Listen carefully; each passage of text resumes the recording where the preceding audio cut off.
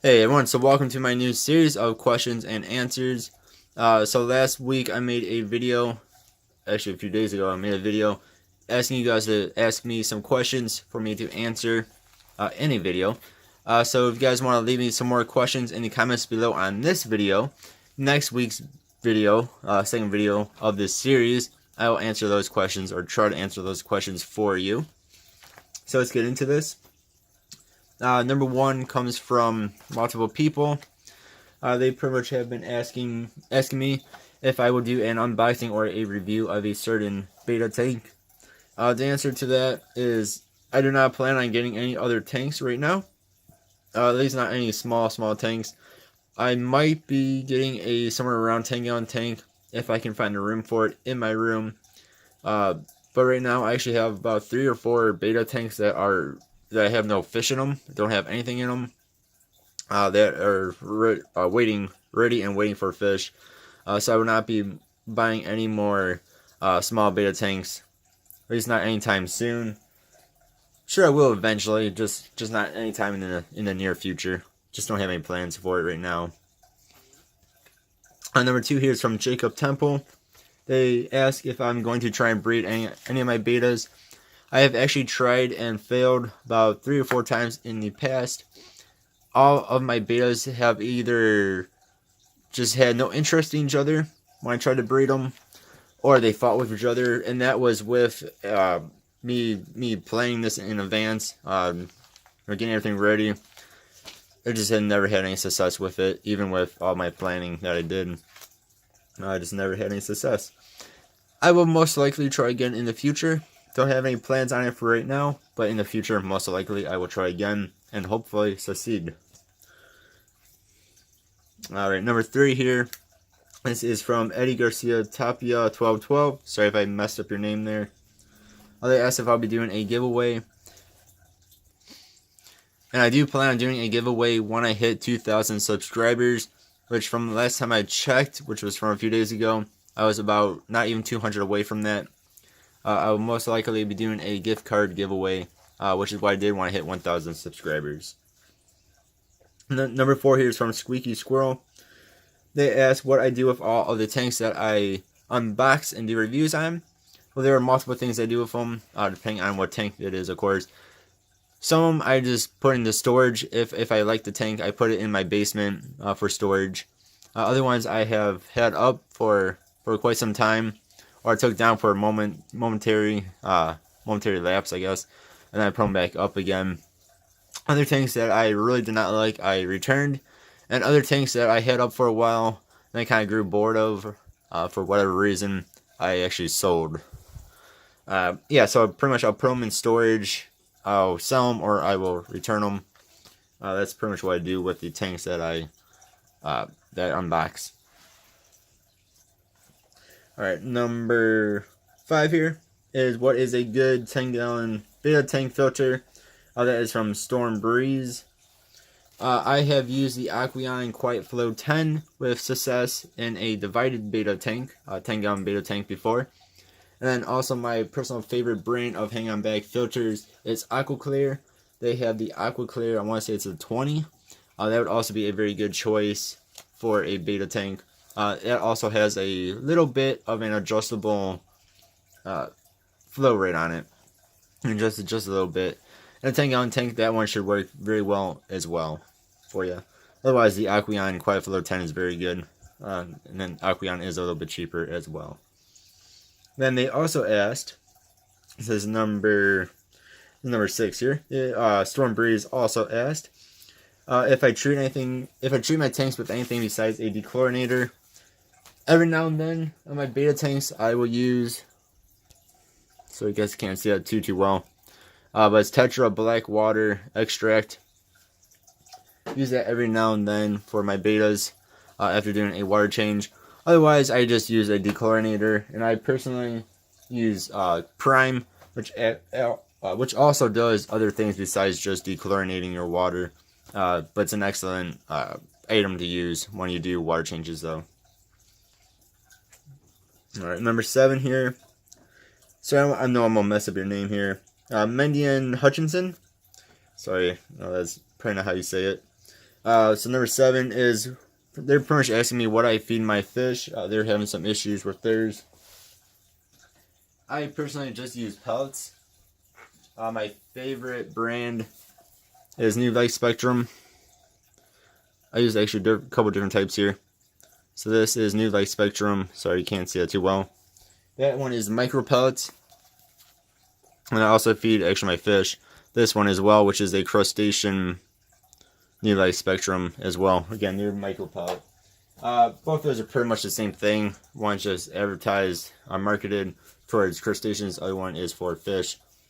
But they're pretty much the same thing. Feed them that.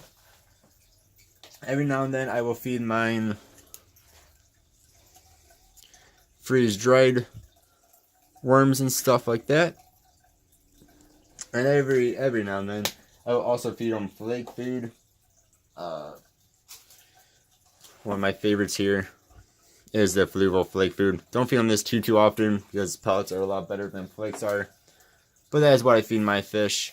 Then I also use like algae wafers for my cory cats and biofeeder pellets for the cory cats.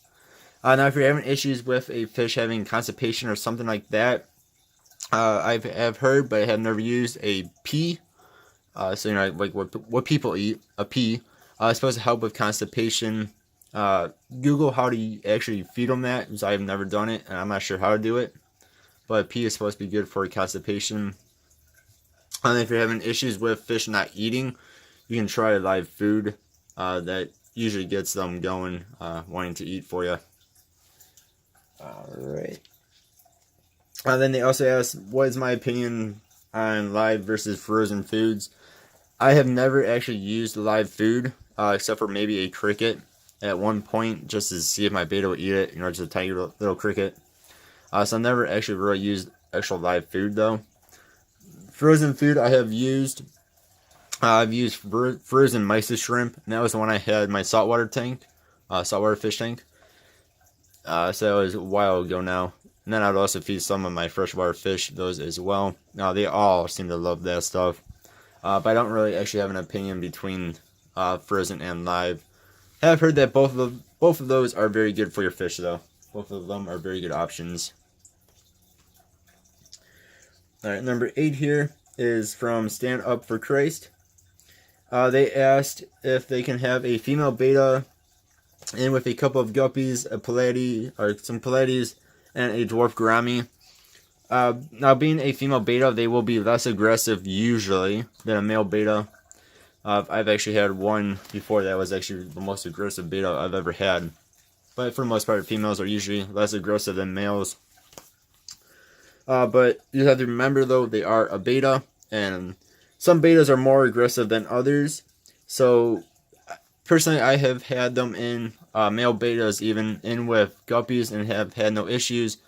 Other people have had guppies in with their betta, and the betta tries to kill the guppies.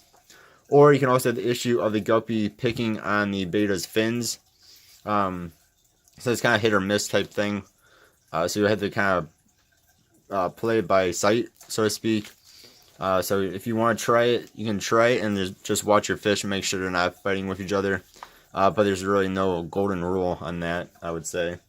And then also too with the dwarf gourami, it's usually not advised to keep a betta in with the gourami. Again, they might fight with each other. Pallades usually don't have any issues with the bettas, and vice versa on them. But the guppies and the gourami might have some issues, might not. It's hard to say.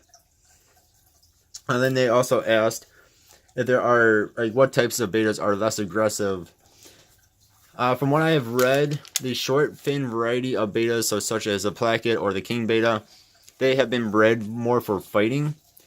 So they are usually going to be more aggressive. And less aggressive fish, bettas are going to be the longer fin varieties, such as like half moon bettas. But of course, again, every betta has its own personality, and you might have one that's as nice as can be, and you might have one that is aggressive as can be. So you kind of goes by each individual betta. Alright, and number 9 here, this will be the last question for this video. Sorry if I mess up your name here. Christopher Zapudkins. Sorry, I know I messed that up really bad.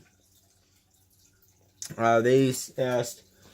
They pretty much said that they have an old tank and they're trying to get, or they're upgrading to a new tank, but they don't have any room to actually cycle the new tank. And they asked if they use some of the cycled media from the old tank, put it into a new tank, if they can add their little fish, small fish, into the new tank right away. I would say this is normally okay. Some people will say if you use old cycled media from one tank to another, some people will say it will instantly cycle your tank. If that's actually true or not, I do not know. But I have done this before without any issues, personally.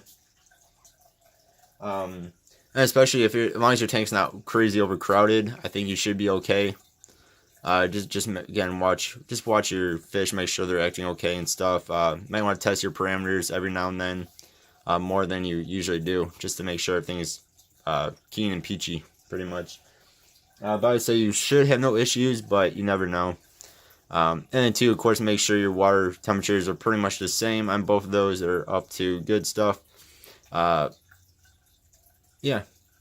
Then I mean, as long as you're using old media from an already cycled tank into a new tank, I would say you should be okay. But again, you just want to make sure they're watching the fish and seeing that they are acting okay and stuff like that. Make sure your parameters are good. At least for a few weeks, I would say. Oh yeah, so those were 9 questions for this week. So if you guys want to ask me a question, I will answer it in the next week's video. Just leave me a question in the comments below. And of course, too, if you guys leave me questions in other videos, I will try and answer those to the best of my ability as well. But I do not always see them, just because YouTube doesn't always tell me I have new messages or new comments. So, all right, thank you guys for watching. Hopefully you guys will like this idea. And let me know if there's something you think I can do to make this video series even better. Alright, thank you guys very much for watching. See you guys next time. Goodbye.